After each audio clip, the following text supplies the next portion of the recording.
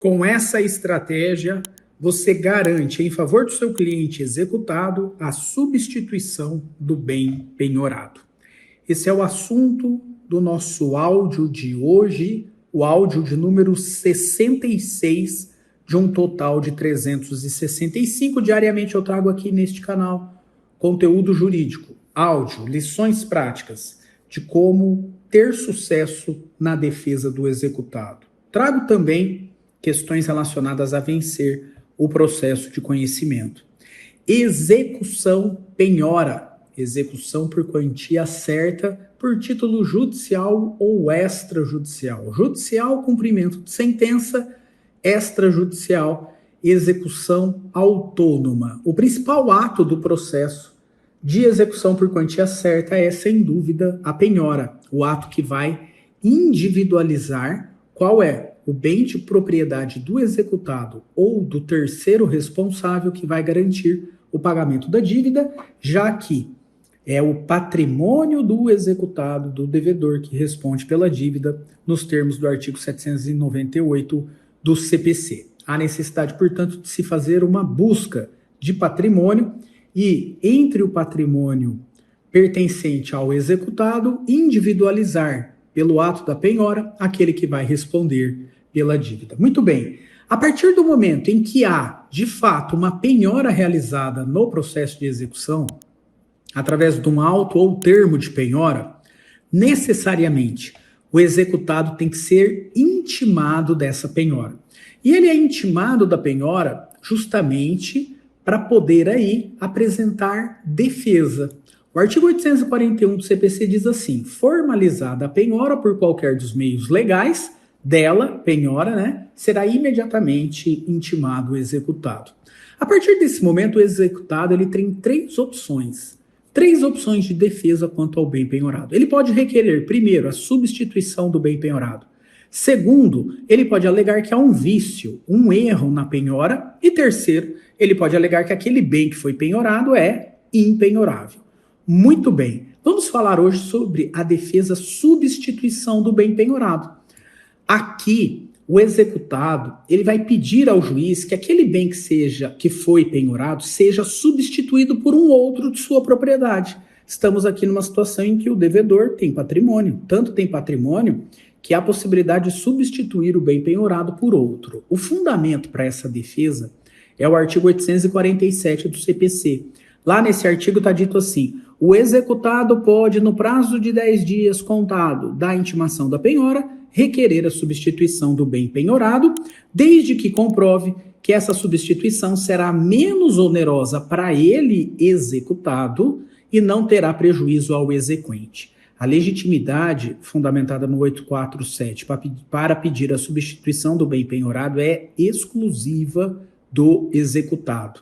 É o executado que quer aqui a substituição desse bem que está penhorado por um outro. Para isso, ele precisa cumprir certos requisitos formais que serão apresentados nessa petição de substituição. Como, por exemplo, ele deve alegar e comprovar que a substituição do bem penhorado será menos onerosa para ele, executado, e não trará prejuízo ao exequente. Aqui nós temos a conjugação de dois requisitos: alegar e provar que a execução, melhor dizendo, que a penhora substituída será menos onerosa para o devedor, ou executado. Então ele vai ter que alegar aqui alguma justificativa concreta para a substituição do bem penhorado. Ele vai ter que mostrar para o juiz ali que isso é mais vantajoso para ele, executado. Por exemplo, imagine que o bem penhorado está sendo objeto de negócio por parte do executado. Ele está vendendo bem, ele está negociando, fazendo parte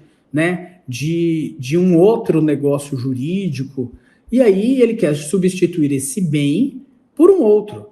E isso não vai trazer nenhum prejuízo para a execução. Ele tem outros bens, ele pode alienar o seu patrimônio durante a execução. Isso não configura fraude à execução, já que ele não é insolvente, ele tem patrimônio e agora quer substituir um bem para o outro. Mas ele tem que alegar e provar também que essa substituição não trará prejuízo ao exequente. Além disso, se o bem que vai substituir o penhorado é um imóvel, ele vai ter que comprovar, ele executado, que ele é o proprietário desse bem e que esse imóvel ele tem um valor de mercado compatível para garantir o valor da execução.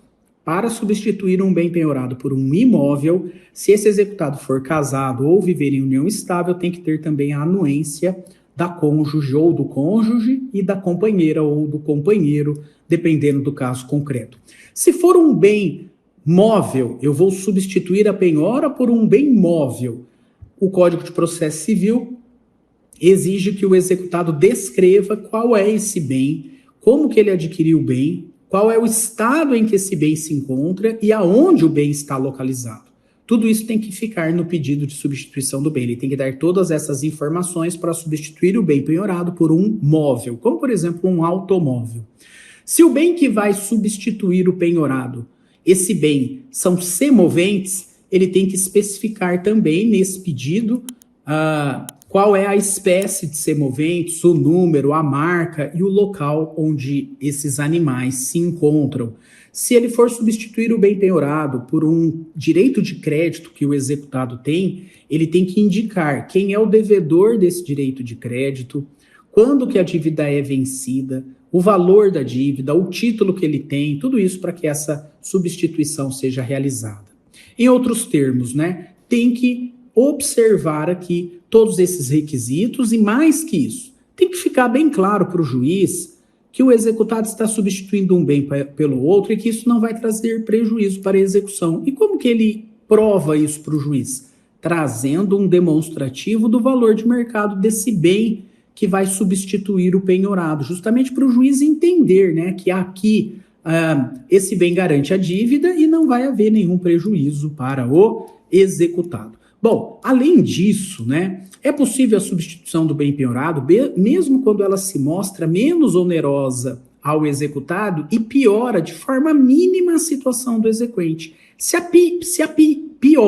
piora do bem é mínima, eu substituo um pelo outro. Esse que eu estou substituindo pelo outro, que já foi penhorado, ele é um pouquinho pior, em termos de liquidez do que aquele que já está penhorado. Mas nessa situação, se essa piora for mínima, a doutrina e a jurisprudência têm aceitado, a substituição de um bem pelo outro. Agora, o que eu queria trazer para vocês aqui é uma questão muito importante na prática jurídica, principalmente quando o objeto da penhora foi dinheiro.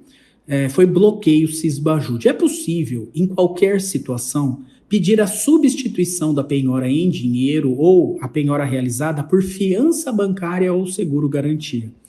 O artigo 835, parágrafo 2º, autoriza isso porque equipara a fiança bancária e o seguro-garantia ao dinheiro. 835, ele diz que a substituição do dinheiro pela fiança bancária ou seguro-garantia traz um prejuízo mínimo à execução. E, nesses termos, se esse seguro-garantia ou se essa fiança bancária são idôneos, é possível substituir, no caso concreto, inclusive isso é um direito do executado. O que fundamenta isso? 835, parágrafo 2º do CPC e também o 848, parágrafo único, que sempre autoriza a substituição da penhora por fiança bancária ou seguro-garantia em valor não inferior ao débito constante na inicial, acrescido de 30%. Bom, o que é uma fiança bancária? É uma garantia fidejussória prestada pelo banco, pela instituição financeira, e o seguro-garantia é a mesma coisa, só que prestado por uma companhia de seguro, Quando vai lá o devedor pedir uma fiança bancária, realizar uma fiança bancária ou um seguro-garantia na instituição financeira ou na seguradora, ele tem que observar que essa garantia ela tem que ser 30% superior ao valor da dívida exequenda. É uma exigência do CPC aqui para substituir o bem penhorado pela fiança bancária ou seguro-garantia. E ela, claro, tem que ser prestada por uma empresa ou por uma instituição financeira que esteja regularmente constituída e que seja idônea, Essa garantia precisa ser idônea. Qual é o prazo de vigência da apólice da fiança bancária ou do seguro-garantia? Esse prazo tem que ser indeterminado ou um prazo que seja suficiente para a finalização do processo de execução. Nesses casos, a apólice, se ela tem esses efeitos, né, ela vai substituir aí o bem penhorado, ok? Tem que ter aqui a liquidez, né? Então tem que ser feita por uma instituição idônea. Como que configura isso? Configura da seguinte maneira: a partir do momento em que o executado faz a fiança bancária ou seguro-garantia, ele se compromete a pagar um valor mensal por esse meio, né, de garantia ao pagamento da dívida. É claro que, nesse caso concreto, o beneficiário da fiança ou do seguro-garantia, quem será beneficiado com essa garantia é o exequente. Então vai ficar o nome do exequente lá no título como sendo destinatário dessa garantia. E aí ele vai pagar uma taxa por mês para ter essa garantia, enquanto o processo de execução vai tramitar pelos seus atos normais. Se nesse curso do processo de execução tem uma defesa do executado, a defesa é acolhida e a execução é extinta, a fiança ou seguro-garantia perde o efeito.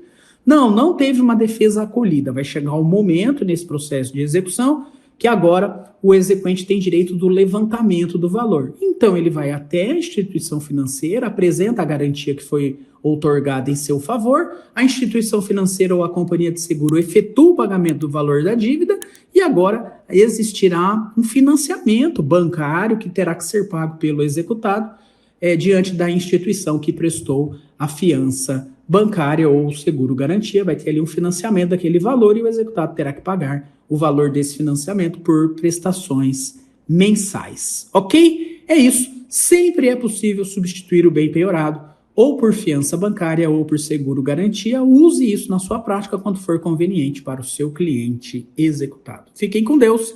Até a próxima.